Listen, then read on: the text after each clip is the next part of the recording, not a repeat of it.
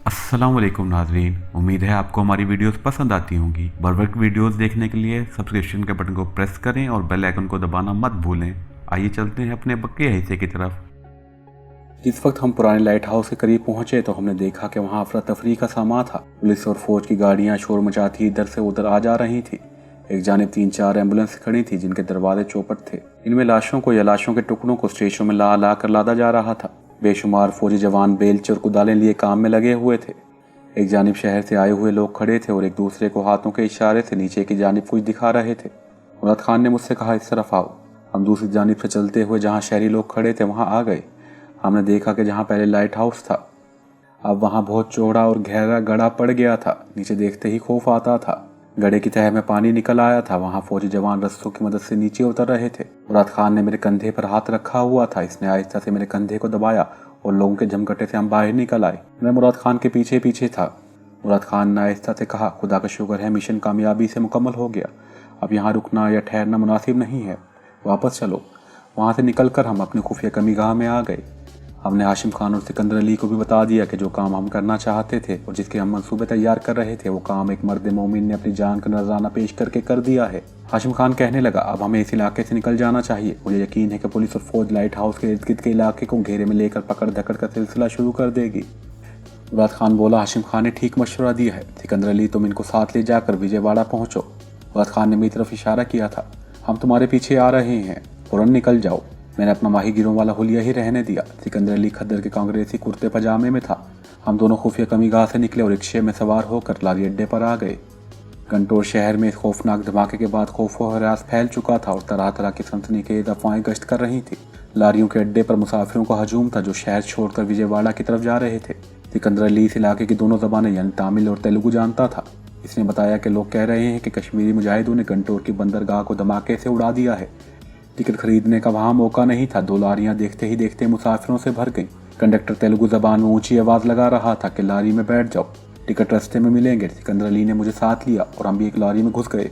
अभी तक लारी अड्डे पर पुलिस या फौज की नफरी नहीं पहुंची थी। बाद में मुराद खान की जबानी मालूम हुआ कि विजयवाड़ा को जाने वाली 2 आखिरी लारियां थी जिनके मुसाफिरों की पुलिस और फौज ने चेकिंग नहीं की थी। इसके बाद फौज ने लारियों के अड्डे और स्टेशन को भी घेरे में ले लिया था। मैं और सिकंदर खैरियत से विजयवाड़ा अपने खुफिया ठिकाने पर पहुंच गए। मुराद खान एक दिन के बाद आया। मालूम हुआ कि इसने पूरी एक रात एक जंगल में बसर की है और दूसरे दिन 15-20 मील पैदल सफर करने के बाद एक बस पकड़कर विजयवाड़ा पहुंचा है। हाशिम खान को पीछे छोड़ आया था ताकि वहां के हालात की इन्हें खबर होती रहे। विजयवाड़ा में भी सूरत हाल तशवीशनाक थी। शहर में जगह जगह फौजी सिपाही नजर आ रहे थे। जरा किसी पर शक पड़ता तो इससे पूछ कुछ शुरू कर देते थे। ज़्यादा शक पड़ता तो इसे गाड़ी में डाल कर ले जाते थे। ये सारी रिपोर्टें शहर से हमें मिल रही थी। मैंने वापस मुंबई जाने का प्रोग्राम तय कर लिया था, मगर शहर में पुलिस, फौज और इंटेलिजेंस की सरगर्मियों के पेश नज़र मुराद खान ने मुझे कुछ रोज़ ठहर जाने का मशवरा दिया था।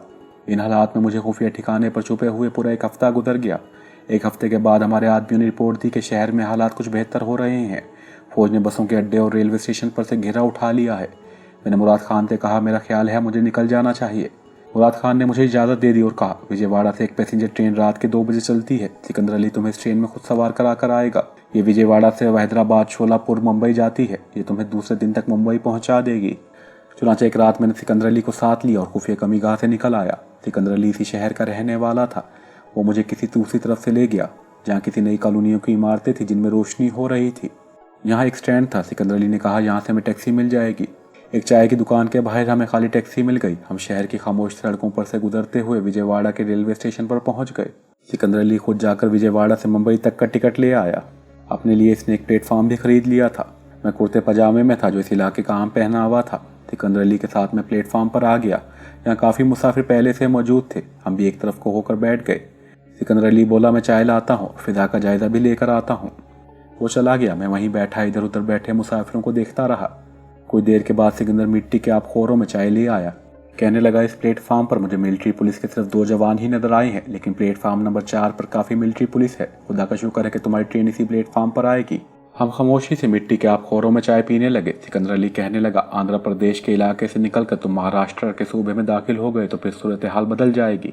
इस इलाके में इंटेलिजेंस वालों को काफ़ी जोर है। मैंने आहिस्ता से कहा, धमाका भी तो बड़ा ज़बरदस्त हुआ है। सिकंदर अली बोला, मैं शहीद की रूह को सलाम करता हूँ। अकबर अली सच्चा मर्द मोमिन था। इतने में प्लेटफार्म पर कुलियों की भाग दौड़ शुरू हो गई। सिकंदर अली ने कहा, लगता है ट्रेन आ गई है। दूर से रेलवे इंजन के विसल की आवाज़ सुनाई दी और फिर ट्रेन प्लेटफार्म में दाखिल होने के बाद रुक गई। मुसाफिरों ने अपने अपने सामान के साथ ट्रेन पर जैसे धावा बोल दिया हो। मैंने कहा मैं सबसे आखिर में बोगी में बैठूंगा। हम दोनों तेज तेज कदमों से ट्रेन की आखिरी बोगी की तरफ बढ़े। वहाँ भी काफ़ी रश था, लेकिन मैं डब्बे में सवार हो गया। मैंने सीट पर बैठते हुए हाथ हिलाकर सिकंदर अली को खुदा हाफिज़ कहा। सिकंदर अली भी प्लेटफार्म पर खड़ा हाथ हिलाने लगा। फिर वो मुसाफिरों के हजूम में गायब हो गया। मैं खुद भी वहाँ ज़्यादा देर नहीं रुकना चाहता था। ट्रेन चल पड़ी। लंबा सफ़र था। डब्बे में काफ़ी मुसाफिर थे। कुछ सो रहे थे, कुछ जाग रहे थे और कुछ ऊँघ भी रहे थे। मैंने भी खिड़की के साथ सर लगा ली और आंखें बंद कर ली। सोते जागते सफ़र कटता गया। दिन निकल आया था जब ट्रेन शोलापुर पहुंची। महाराष्ट्र का सूबा शुरू हो चुका था। तकरीबन आधा सफ़र तय हो गया था। रात हो गई थी कि पूना शहर भी आ गया। यहाँ ट्रेन काफ़ी देर तक रुकी रही। यहाँ से चली तो अगली मंजिल मुंबई थी। जिस वक्त ट्रेन मुंबई के स्टेशन में दाखिल हुई तो रात का 1:30 बज रहा था। पहले तो मैं मुंबई स्टेशन पर उतरने के बाद टैक्सी रिक्शा पकड़कर सीधा अपने मास्टर सिपाही सत्तार साहब के रेस्ट हाउस पहुँच जाता था। लेकिन अब रेस्ट हाउस में मुंबई पुलिस का कब्जा था। वहाँ छापा पड़ने के बाद सत्तार साहब मुंबई से चंद कोस के फासले पर वाक़ एक जंगल की खुफिया कमीगाह में मुंतकिल हो चुके थे, जहाँ तक मुझे इतनी रात को जाना मुश्किल था। मैं जानता था कि कोई टैक्सी ड्राइवर इस वीरान इलाके की तरफ जाने पर रजामंद नहीं होगा। दिन निकलने में अभी 3.5 घंटे बाकी थे। इतना वक्त मैं खाली प्लेटफार्म पर बैठे रहने से लोगों की नज़रों में आ सकता था। प्लेटफार्म भी ट्रेन खाली होने के बाद मुसाफिरों से खाली हो गया था, तो पुलिस कांस्टेबल भी डंडे घुमाते प्लेटफार्म पर चहलकदमी कर रहे थे। आखिर मैंने यही फैसला किया कि मुझे सेकंड क्लास वेटिंग रूम में ही वक्त गुजारना चाहिए। वेटिंग रूम में सेकंड क्लास के कुछ मुसाफिर पहले ही आराम कर रहे थे। मैं भी एक तरफ को होकर बैठ गया। जब बैठे बैठे मैं थक गया तो उठकर गुसल खाने में चला गया। मुँह हाथ धोए और वापस अपनी जगह पर आकर बैठ गया। जब रात के 4 बज गए तो मैं उठा और रिफ्रेशमेंट रूम में आ गया। वहाँ 2 एक मुसाफिर बैठे चाय वगैरह पी रहे थे। मैंने भी चाय मंगवाई और आहिस्ता आहिस्ता चाय पीते हुए वक्त गुजारने लगा।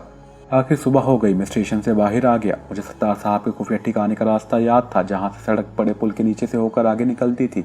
इस जगह पुल के नीचे एक छोटी सी पगडंडी जंगल की तरफ जाती थी। सरदार जी इसी पगडंडी से होते हुए मुझे साथ लेकर सत्तार साहब के ठिकाने पर गए थे। मैंने एक टैक्सी वाले को समझाया कि मुंबई के जनूब में चंद कोस के फासले पर बड़े पुल तक मुझे जाना है। पहले तो ड्राइवर की समझ में कुछ ना आया। जब मैंने बड़े पुल की तफसील बताई तो समझ गया। कहने लगा 200 रुपये लूँगा। मैं टैक्सी में सवार हो गया। ठीक है चलो। बड़े पुल तक पहुँचते पहुँचते काफ़ी दिन निकल आया था। वहाँ मैंने टैक्सी छोड़ दी और पुल के नीचे से होता हुआ इस छोटी पगडंडी पर आ गया, जो दरख्तों और घास की झाड़ियों में से होती हुई सत्तार साहब के खुफिया ठिकाने तक जाती थी। सत्तार साहब वहाँ मौजूद थे। मुझे देखते ही इन्होंने मुझे गले से लगा लिया, मेरा माथा चूम कर कहा, शाबाश मेरे मर्दे मुजाहिद, तुमने इतना बड़ा मार्का मारा है कि तुम्हारी जितनी भी तारीफ की जाए कम है। हाई कमान को इसी रोज़ इल्म हो गया था कि तुम अपने मिशन में कामयाब हो गए हो और गंटोर के लाइट हाउस वाली लिबार्ट्री कश्मीरी कमांडोज ने मुकम्मल तौर पर तबाह कर दी है। भारतीय सरकार ने असल हकीकत को जाहिर नहीं होने दिया कि लाइट हाउस के साथ इनका जदीद तरीन न्यूक्लियर प्रोजेक्ट भी तबाह हो गया है। फौज की तरफ से भी प्रेस को यही खबर दी गई है कि कश्मीरी कमांडोज ने तकरीबी कार्रवाई करके गंटोर के लाइट हाउस वाले फौजी चौकी को शदीद नुकसान पहुंचाया है। ये खबर भी ज़्यादा नुमाया करके नहीं छापी गई। मैंने कहा वहाँ की तबाही का आपको क्या हाल बताऊँ। आप वहाँ जाकर देखते तो आपको अंदाज़ा होता कि वहाँ क्या क्या आमद बर्पा हो गई थी। सत्तार साहब ने पूछा, इस कमांडो ऑपरेशन में तुम्हारे साथ और कौन कौन था। मैंने गहरा सांस लेकर कहा, आंध्र प्रदेश के दूसरे जांबाज रज़ाकार भी थे। बहरहाल अल्लाह ताला ने हमें कामयाबी नसीब की है, हम इसका शुक्रिया अदा करते हैं। वहाँ नाश्ता आ गया। हम दोनों नाश्ता करते हुए बातें करने लगे। मैंने कहा, मेरा ख्याल है अब मुझे वापस कश्मीर के महाज पर अपने साथी मुजाहिदों के पास जाना चाहिए, इन्हें मेरी ज़रूरत होगी। सत्तार साहब बोले, ऊपर से भी तुम्हारे लिए यही ऑर्डर आया है कि जैसे तुम मुंबई पहुंचो तुम्हें कश्मीर रवाना कर दिया जाए। ये बड़ी अच्छी बात है कि ऊपर से भी मुझे लाइन क्लियर का सिग्नल मिल गया है। अब मैं इंशाअल्लाह कल रात की गाड़ी से यहाँ से निकल जाऊँगा। सत्तार साहब बोले, तुम भोपाल, ग्वालियर, दिल्ली के इलाके में से गुजरते वक्त बड़ी एहतियात की ज़रूरत है। बहुत बड़ा धमाका हुआ है। इस धमाके ने भारत की मिनिस्ट्री ऑफ डिफेंस को हिलाकर रख दिया है। इस सारे इलाके में इंटेलिजेंस का जाल बिछ गया है। मैंने कहा, अपनी तरफ से तो मैं हर किस्म की एहतियात करता हूँ, बाकी जो अल्लाह को मंजूर। सत्तार साहब ने ताकीद करते हुए कहा, तुम्हारे कश्मीर पहुँचने की मुझे इत्तला मिल जाएगी। जब तक तुम वहाँ नहीं पहुँचोगे मुझे तुम्हारी तरफ से फिक्र लगी रहेगी। वो दिन मैंने सत्तार साहब की खुफिया कमीगाह में ही गुजारा। पंजाब की तरफ गाड़ी मुंबई के दूसरे बड़े स्टेशन बोरीबंद से रात के 9 सवा 9 बजे रवाना होती थी। 8:15 बजे ही सत्तार साहब को खुदा हाफिज कहकर चल पड़ा। टैक्सी रिक्शा तो रात के वक्त मुझे कहीं नहीं मिलना था। पीछे से आती हुई एक बस मिल गई। मैं इसमें बैठ गया। बस ने मुझे दादर के स्टेशन के पास उतार दिया। वहाँ से मैंने टैक्सी पकड़ी और सीधा बोरीबंद रेलवे स्टेशन पर आ गया। मैं सीधे सादे आम लिबास में था। पुरानी पतलून, बुश शर्ट और पाँव में जोगर्स थे। चप्पल के बजाय जोगर्स के शूज़ में इसलिए पहनता था कि मालूम नहीं कब मुझे भागना पड़ जाए। जोगर शूज़ से भागने में आसानी होती है, चप्पल साथ नहीं देती थी। स्टेशन के बुकिंग ऑफिस से कोई दूर एक खंबे की ओट में खड़े होकर मैं सोचने लगा कि मुझे किस जगह का टिकट लेना चाहिए। जलंधर उतरकर जम्मू तोवी वाली गाड़ी या लॉरी पकड़ूं या अमृतसर उतरकर पठानकोट से जम्मू जाऊं। जलंधर हसास जोन था, वहां जम्मू जाने वाले मुसाफिरों पर नजर रखी जाती थी और इन हालात में जबकि जनूब में भारत का एक बहुत बड़ा प्रोजेक्ट तबाह कर दिया गया था, सीआईडी की सरगर्मियां पहले से 10 गुना तेज हो गई होंगी। मैंने जलंधर का ख्याल दिल से निकाल दिया और अमृतसर का टिकट ले लिया। बोरीबंद के स्टेशन पर हर वक्त मुसाफिरों का हजूम रहता था। रेलवे पुलिस और मिलिट्री पुलिस के जवान भी मौजूद होते थे। मैं इर्द गिर्द के माहौल का बड़ी गहरी निगाह से जायजा लेता इस प्लेटफॉर्म पर आ गया जहाँ से ट्रेनें रवाना होना था। प्लेटफॉर्म मुसाफिरों से भरा हुआ था। मुझे ख्याल आया कि भारत की गुर्बत की वजह यहाँ की बढ़ती हुई आबादी है। भारत के हर शहर में जिधर नजर जाती है आदमियों को एक सैलाब दिखाई देता है। एक बेंच पर एक हिंदू लाला अपनी फैमिली के साथ सामान रखे बैठा था। मैं खामोशी से इसके करीब बेंच पर जो थोड़ी सी जगह थी वहाँ बैठ गया। लाला जी अमृतसर के रहने वाले थे। इन्होंने मुझसे बातें शुरू कर दी। मैं हूँ हाँ में जवाब देता रहा। हमारे यहाँ ये अजीब दस्तूर है कि सफ़र के दौरान रेल या लॉरी में जब दो मुसाफिर एक दूसरे से मिलते हैं और इन्हें एक दूसरे से बातें करने का मौका मिलता है तो वो एक दूसरे से शजरा नसब मालूम करने की कोशिश करते हैं, चाहे सफ़र ख़त्म होने के बाद वो एक दूसरे को सारी ज़िंदगी ना मिले। लाला जी भी मुझसे पूछने लगे, महाराज आपका नाम क्या है, क्या काम करते हैं, कितने बहन भाई हैं, पिता का बिजनेस क्या है या रिटायर्ड हो चुके हैं। जब मैंने महसूस किया कि ये शख्स आसानी से मेरा पीछा छोड़ने वाला नहीं है तो मैं बोला, 1 मिनट में सिगरेट लेकर आता हूँ। मैं प्लेटफार्म के दूसरे सिरे पर जाकर एक खाली बेंच पर बैठ गया। ट्रेन आकर लग गई। हद पे रिवाज मुसाफिरों ने अपने अपने कुलियों सामान के साथ ट्रेन पर हमला कर दिया। मुझे इसका काफ़ी तजर्बा हो चुका था कि अगर एक तरफ खड़ा ये सोचता रहा कि दूसरे मुसाफिर सवार हो जाएं तो मैं भी सवार हो जाऊंगा तो शायद दिल्ली तक खड़े होकर मुझे सफ़र करना पड़े। चुनांचे मैंने भी ट्रेन के एक डब्बे पर मुसाफिरों के साथ धावा बोल दिया। इस एडवेंचर का नतीजा ये निकला कि मुझे कोने में बाथरूम के साथ वाली खिड़की वाली सीट मिल गई। मुंबई से ट्रेन ठीक वक्त पर रवाना हुई, लेकिन रास्ते में एक जगह रेलवे लाइन की मुरम्मत हो रही थी जिसकी वजह से ट्रेन लेट होती चली गई।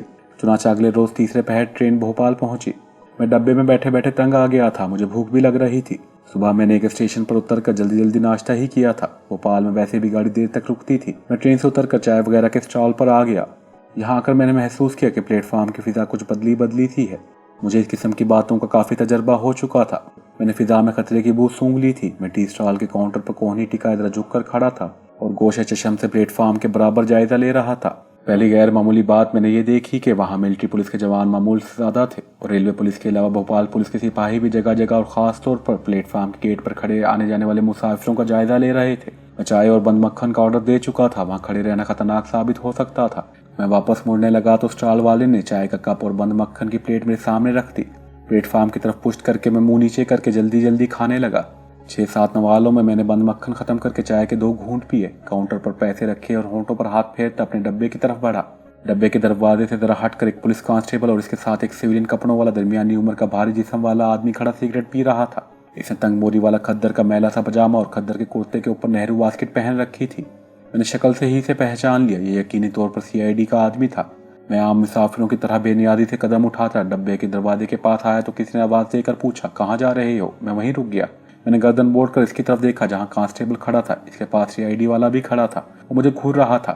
जब मैंने इससे पूछा कि आपने मुझसे कुछ कहा है तो सीआईडी वाले ने मुस्कुराते हुए माजरत की और कहा, जी नहीं, मैंने आपसे नहीं बल्कि आपके पीछे जो मुसाफिर था इससे पूछा, क्षमा कर दीजिएगा। सीआईडी वाला और कांस्टेबल मुझे मुसलसल देख रहे थे। ये सीआईडी वाले की चाल थी और वो इसमें कामयाब हो गया था कि मुझे एहसास हो गया है कि मामला बिगड़ सकता है, लेकिन डब्बे में सवार होने के सिवा कोई चारा नहीं था। मैं अपनी साथ वाली सीट पर आकर बैठ गया। ट्रेन अभी तक भोपाल स्टेशन पर रुकी हुई थी, चलने का नाम नहीं लेती थी। इस दौरान सीआईडी का आदमी पुलिस कांस्टेबल के साथ 2-3 बार डब्बे के आगे से गुजरा। हर दफ़ा इसने डब्बे में झांक कर मुझे देखा। यह आदमी अभी प्लेटफॉर्म पर ही टहल रहा था कि ट्रेन चल पड़ी। मैंने खुदा का शुक्र अदा किया कि इस मुसीबत से जान छूटी। भोपाल शहर से निकलते ही ट्रेन की रफ्तार तेज़ हो गई। भोपाल से आगे झांसी, ग्वालियर 2 बड़े शहर आते थे। ये सारे का सारा इलाका मेरे लिए ख़तरनाक इलाका था। ट्रेन झांसी पहुंची तो कुछ मुसाफिर उतर गए और कुछ नए मुसाफिर चढ़ गए। मैं अपनी सीट पर ही बैठा रहा। मैं ट्रेन से उतरकर ख्वामख्वाह किसी मुश्किल में नहीं फंसना चाहता था। मेरी खिड़की प्लेटफार्म की तरफ नहीं थी बल्कि दूसरी तरफ थी, इसलिए मैं प्लेटफार्म के सिर्फ इसी हिस्से को देख सकता था जो डब्बे में से नजर आ रहा था। मुसाफिर डब्बे के आगे से गुजर रहे थे। अचानक वही आदमी डब्बे के आगे से गुजरा जो भोपाल के स्टेशन पर पुलिस कांस्टेबल के पास खड़ा था, जिसने मुझे नजर भर कर देखा था और जिसके बारे में मुझे यकीन था कि वो सीआईडी वाला आदमी है। इस आदमी ने डब्बे के आगे से गुजरते हुए अंदर झांक कर मेरी तरफ देखा और आगे निकल गया। मैं कुछ परेशान हो गया। इसका मतलब था ये शख्स भोपाल से मेरे पीछे लग गया है। ये लोग कभी कभी ऐसा भी करते हैं कि मुश्तबा आदमी का मुसलसल दूसरे स्टेशनों तक पीछा करने के बजाय इसका चेहरा अपने किसी साथी सीआईडी वाले को बता देते हैं जो आगे के इलाके का आदमी होता है। फिर दूसरा आदमी ताकुब शुरू कर देता है, लेकिन ये शख्स भोपाल से खुद ही मेरे पीछे लग गया था। मैं सोचने लगा कि मुझे ट्रेन से किसी तरह उतर जाना चाहिए और कोई दूसरी ट्रेन पकड़नी चाहिए। ये सोचकर मैं सीट से उठकर डब्बे के दरवाजे पर आ गया। मैंने प्लेटफार्म पर निगाह डाली। डब्बे से जरा हटकर वही CID वाला आदमी 2 पुलिस वालों के पास खड़े एक आदमी से बातें कर रहा था। इसका खुफिया पुलिस का आदमी होना तो साबित हो गया था, लेकिन अब ये मेरे लिए झांसी के स्टेशन पर ज्यादा खतरनाक साबित हो सकता था। मैं वापस आकर अपनी सीट पर बैठ गया। इस दौरान इंजन ने विसल दे दी। गार्ड की सीटियों की आवाज़ बुलंद हुई और ट्रेन खिसकने लगी। ट्रेन जरा आगे गई तो एक आदमी जिसने पतलून कमीज पहनी हुई थी चलती ट्रेन में मेरे डब्बे में सवार हो गया। ये वही आदमी था जो प्लेटफार्म पर CID वाले से बातें कर रहा था। मैं फौरन समझ गया कि पहला CID वाला मुझे दूसरे खुफिया पुलिस वाले के हवाले कर चुका है। मेरी परेशानी में इजाफा हो गया था। मैं ट्रेन से उतर भी नहीं सकता था और खुफिया पुलिस का एक आदमी इस डब्बे में सवार भी हो चुका था। यह आदमी कुछ देर तक तो दरवाजे के पास ही खड़ा रहा। फिर वो मुसाफिरों के दरमियान से गुजरता हुआ मेरे करीब आकर बोला, महाराज क्या मैं यहाँ बैठ सकता हूँ? मेरे साथ वाली सीट पर किसी मुसाफिर का सूटकेस रखा हुआ था। मैंने कहा, ये सूटकेस? वो आदमी बोला, ये क्या आपका है? मैंने कहा, जी नहीं, मेरा नहीं है। इतने में पिछली कतार में से एक मुसाफिर ने कहा, महाराज ये मेरा है। CID वाले ने कहा, भैया इसे अपने पास नीचे रखो, ये जगह बैठने के लिए है, सूटकेस रखने के लिए नहीं है। उसने सूटकेस उठाकर इसके मालिक को पकड़ा दिया और खुद मेरे पास ही बैठ गया। मुसीबत मेरे सर पर पहुंच चुकी थी, मगर मैं बड़े एतमाद से साथ बैठा खिड़की की तरफ बाहर देख रहा था। बाहर सूरज का रूप हो रहा था और दिन की रोशनी शाम के मलगजी अंधेरे में तब्दील हो रही थी। मुझे यकीन था कि खुफिया पुलिस वाला जो मेरे पास आकर बैठा है मुझसे जरूर पूछेगा कि आप कहाँ जा रहे हैं, कहाँ के हैं, वगैरह वगैरह। मैंने इन तमाम सवालों के जवाब अपने जहन में सोच लिए थे। एक बात मैंने तय कर ली थी कि मैं अपने आप को मुसलमान ही बताऊंगा, हिंदू जाहिर नहीं करूंगा, और ऐसा ही हुआ। इस आदमी ने मेरी तरफ देखकर मुझसे पूछा, महाराज आप कहाँ जा रहे हैं? मैंने बेदिली से मुख्तसर सा जवाब दिया, दिल्ली। वो आदमी बोला, कैसा इत्तेफाक है, मैं भी दिल्ली जा रहा हूँ। मेरा नाम अब्दुल रहीम है, मैं टेलीफोन के महकमे में मुलाजिम हूँ। आप दिल्ली में क्या करते हैं? मैंने कहा, मैं दिल्ली में अपने दोस्त से मिलने जा रहा हूँ। अब्दुल रहीम कहने लगा, अच्छा, तो आप दिल्ली के रहने वाले नहीं हैं? मैं तो आपको देखकर ही अंदाजा लगा लिया था कि आप दिल्ली के रहने वाले नहीं हैं। मेरा ख्याल है आप मुंबई में रहते हैं। जी हाँ, मैंने कहा, वहाँ दादर में मेरे वालिद साहब का छोटा सा रेस्टोरेंट है, मैं इनके साथ ही काम करता हूँ। आप मुझे मुसलमान लगते हैं, अब्दुल रहीम ने कहा। मैंने कहा, जी हाँ, और खिड़की के बाहर गुरूब होते हुए सूरज को देखने लगा। अंदर से मैं थोड़ा परेशान था कि यह आदमी इतनी आसानी से मेरी जान नहीं छोड़ेगा और दिल्ली तक मेरी निगरानी करता जाएगा। मैंने यही सोचा था कि अगर ये शख्स शक व शोबे में मुझे ग्वालियर या आगरे में पुलिस के हवाले नहीं करता और दिल्ली तक मेरे साथ जाता है तो मैं दिल्ली पहुंचकर इससे छुटकारा हासिल करने की कोशिश करूंगा। आपका नाम क्या है? अब्दुल रहीम ने पूछा। मैंने कहा, अब्दुल करीम। आपसे मिलकर बड़ी खुशी हुई। CID वाले अब्दुल रहीम ने जबरदस्ती मुझसे हाथ मिलाते हुए कहा। ट्रेन ग्वालियर के स्टेशन पर रुकी तो रात हो चुकी थी। मैंने दिल में सोचा कि मैं इसी स्टेशन पर उतरकर गायब हो जाता हूँ। ग्वालियर काफ़ी बड़ा स्टेशन है, ये मुझे तलाश नहीं कर सकेगा। मैं उठकर बाहर जाने लगा तो अब्दुल रहीम ने कहा, मेरा ख्याल है आप चाय पीने जा रहे हैं। मुझे भी चाय की तलब महसूस हो रही है, चले इकट्ठे चलकर चाय पीते हैं। ये बला मेरे साथ चिपक गई थी। अब्दुल रहीम भी मेरे साथ ही उतरकर चाय के स्टॉल पर आ गया। इसने खुद ही चाय और पेस्ट्री वगैरह का ऑर्डर दिया। मैंने कहा, मैं सिर्फ चाय पीऊंगा। अब्दुल रहीम मुस्कुराने लगा, बोला, भाईजान ग्वालियर की पेस्ट्री बड़ी मशहूर है, जरा चक्कर तो देखें। 2 पुलिस के सिपाही वहां से गुजरे तो इन्होंने अब्दुल रहीम की तरफ देखकर सलाम किया। अब्दुल रहीम ने सर हिलाकर सलाम का जवाब दिया और मुझसे कहने लगा, भाई साहब बात असल ये है कि मेरे वालिद साहब ग्वालियर में पुलिस इंस्पेक्टर के तौर पर तैनात रहे हैं। ये कांस्टेबल मुझे जानते हैं, इसलिए इन्होंने मुझे सलाम किया है, वरना मेरा पुलिस वालों से कोई ताल्लुक नहीं है। वालिद साहब तो मुझे पुलिस में ही भर्ती करवाना चाहते थे, लेकिन मुझे ये महकमा पसंद नहीं है। मैंने वालिद साहब के आगे इनकार कर दिया। मेरे लिए अब वहाँ से खिसकना या भागना नामुमकिन हो गया था। अगर मैं एकदम भागने की कोशिश करता हूँ तो ये शख्स पुलिस के सिपाहियों को हुक्म दे सकता है कि इस आदमी को गिरफ्तार कर लो। गार्ड ने सीटी बजा दी।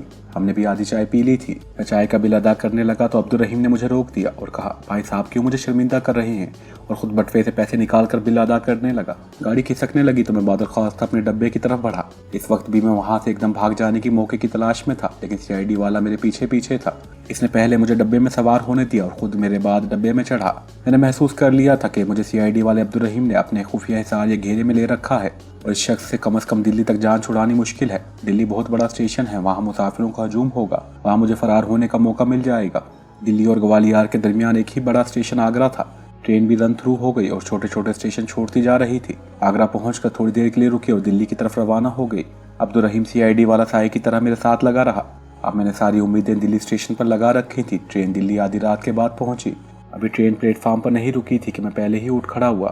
कहने लगा, बाहर से बड़ा रश पड़ेगा, जल्दी उतर जाते हैं। बिल्कुल ठीक सोचा है आपने, ये कहकर अब्दुल रहीम मेरे से पहले ही उठ खड़ा हुआ। ट्रेन के रुकते ही हम दोनों एक साथ ट्रेन से उतर पड़े। काफी मुसाफिर थे, मुझे वहां से फरार होने का मौका ना मिल सका। मुझे पूरा यकीन था कि ये शख्स इतनी दूर से घेर कर मुझे यहाँ तक लाया है तो अब भी मेरे साथ ही चिपका रहेगा। लेकिन अजीब बात हुई। प्लेटफार्म पर उतरने के बाद अब्दुल रहीम ने मुझसे हाथ मिलाया और कहा, आपके साथ बड़ा अच्छा सफर कटा अब्दुल करीम भाई, इंशाअल्लाह जिंदगी रही तो फिर मुलाकात होगी। मैं एक लम्हे के लिए तो हैरान सा होकर रह गया, फिर बड़ी खुशी के साथ मैंने अब्दुल रहीम के साथ हाथ मिलाते हुए कहा, इंशाअल्लाह फिर भी जरूर मुलाकात होगी। अच्छा, खुदा हाफिज। ये कहकर CID वाला अब्दुल रहीम एक तरफ चला गया। मुझे यकीन नहीं आ रहा था कि इस मुसीबत से मेरी जान छूट गई है। मैं बाहर जाने वाले गेट की तरफ बढ़ा। दिल में सोचने लगा कि हो सकता है मुझे गलतफहमी हो गई हो और ये आदमी सीआईडी का बंदा ना हो, या अगर ये सीआईडी का आदमी ही है तो इसने मेरी बातों से अंदाज़ा लगा लिया है कि वो शख्स नहीं जिसकी इन्हें तलाश है। बहरहाल मेरे सर के ऊपर से एक भारी बोझ उतर गया था, लेकिन मुझे ये इल्म ही नहीं था कि सीआईडी वाले अब्दुल रहीम ने मुझसे जुदा होते हुए एक और आदमी को मेरे हवाले कर दिया था। ये दूसरा आदमी दिल्ली की खुफिया पुलिस का इंस्पेक्टर बद्री प्रसाद था, जिसके जाल में फंसा हुआ आदमी कभी नहीं निकल सका। सीआईडी वाले अब्दुल रहीम ने, जिसका असली नाम रामकृष्ण था, प्लेटफार्म पर मौजूद सीआईडी इंस्पेक्टर बद्री प्रसाद को ग्वालियर से ही रेलवे पुलिस के खुफिया ट्रांसमीटर के जरिए पैगाम पहुंचा दिया था कि वह खतरनाक मुश्तबा शख्स को लेकर दिल्ली पहुंच रहा है। इस आदमी रामकृष्ण ने यह पैगाम ग्वालियर के स्टेशन पर चाय पीते हुए टी स्टॉल के मालिक को खुफिया कोड में कागज के एक पुर्जे पर लिख कर दिया था, जिसे टी स्टॉल के मालिक ने ट्रेन के रवाना होने के बाद रेलवे पुलिस के हेड कांस्टेबल को पहुंचा दिया था। हेड कांस्टेबल ने खुफिया कोड पढ़ने के बाद फौरन दिल्ली खुफिया पुलिस के इंस्पेक्टर बद्री प्रसाद को खुफिया सिग्नल के जरिए यह पैगाम अरसाल कर दिया था। चुनाचा बद्री प्रसाद प्लेटफार्म पर मौजूद था। मुझे मालूम ही नहीं था कि सीआईडी वालों को घेरा मेरे गिर्द इतना तंग हो गया है कि अब मैं से निकल नहीं सकता। मैं अपनी तरफ से मुतमईन होकर दिल्ली के रेलवे स्टेशन से बाहर आ गया। रात का 1:30 बज रहा था, लेकिन दिल्ली स्टेशन के बाहर काफ़ी रौनक थी। मेरा दिल्ली के स्टेशन पर उतरने का प्रोग्राम नहीं था। मैंने मुंबई से अमृतसर तक का टिकट ले रखा था, लेकिन सीआईडी के अब्दुल रहीम की वजह से मुझे दिल्ली उतरना पड़ा था। अगरचे मुझे किसी हद तक सीआईडी की तरफ से इत्मीनान हो गया था, लेकिन फिर भी थोड़ा सा शक मेरे दिल में ज़रूर था कि कहीं अब्दुल रहीम की कोई चाल ही ना हो। चुनाचा मैंने यही फैसला किया था कि मैं स्टेशन से सीधा चांदनी चौक हाजी साहब के होटल पर चला जाता हूँ। कल रात की गाड़ी पकड़कर अमृतसर रवाना हो जाऊंगा। स्टेशन के सामने बाग के कोने पर टैक्सी और रिक्शा स्टैंड था। मैं टैक्सी लेने के बाद से स्टैंड की तरफ चलने लगा। जैसे ही मैं टैक्सी स्टैंड के करीब आया, पीछे से एक स्टेशन वैगन मेरे पास आकर एकदम ब्रेक लगाकर रुकी। इससे पहले कि मैं संभल सकता, इनमें से एक ने अपने हाथ में पकड़े हुए थैले को जोर से मेरे सर के पिछले हिस्से पर मारा। थैले में कुछ सख्त चीज भरी हुई थी। ये दर्द इतनी शदीद और अचानक थी कि मैं वहीं गिर पड़ा और बेहोश हो गया। इन आदमियों ने मुझे उठाकर स्टेशन वैगन के पिछले दरवाजे से अंदर डाला। दरवाजा बंद किया और स्टेशन वैगन, जिसका इंजन चल रहा था, शोर मचाती आगे निकल पड़ी। रेलवे स्टेशन के इलाके से निकलते ही स्टेशन वैगन इस सड़क पर आ गई जो चांदनी चौक और जामे मस्जिद को जाती थी। खाली सड़क पर रात की खामोशी में स्टेशन वैगन दौड़ती चली जा रही थी। ड्राइवर की सीट के साथ वाली सीट पर दिल्ली खुफिया पुलिस का बदनाम ज़माना इंस्पेक्टर बद्री प्रसाद बैठा था। ग्वालियर से दिल्ली तक मेरे साथ आने वाले सीआईडी के रामकृष्ण ने दिल्ली स्टेशन पर उतरने के बाद मुझे इसी इंस्पेक्टर बद्री प्रसाद के हवाले किया था। जामे मस्जिद के चौक में आकर स्टेशन वैगन लाल किले की तरफ मुड़ गई। थोड़ी देर के बाद स्टेशन वैगन लाल किले में दाखिल हो चुकी थी। इन दिनों दिल्ली की खुफिया पुलिस का सबसे खतरनाक टॉर्चर सेल लाल किले में ही था। इसके बाद ये टॉर्चर सेल दिल्ली शहर के दूसरे जाने मुंतकिल कर दिया गया था। मैं वैगन के अंदर अभी तक बेहोश पड़ा था, जिसे स्टेशन पर डालकर किले के एक तहखाने में पहुंचा दिया गया। एक डॉक्टर ने तहखाने में आकर मेरा मुआयना किया और मेरे सर के इस हिस्से को देखा जहां दर्द लगाई गई थी। वहां सोच पड़ गई थी, मगर जख्म नहीं हुआ था। इंस्पेक्टर बद्री प्रसाद डॉक्टर के पास ही खड़ा था। डॉक्टर ने मेरी नब्ज भी देखी और कहा, मैं इसे इंजेक्शन लगा रहा हूँ, कुछ देर बाद ये होश में आ जाएगा।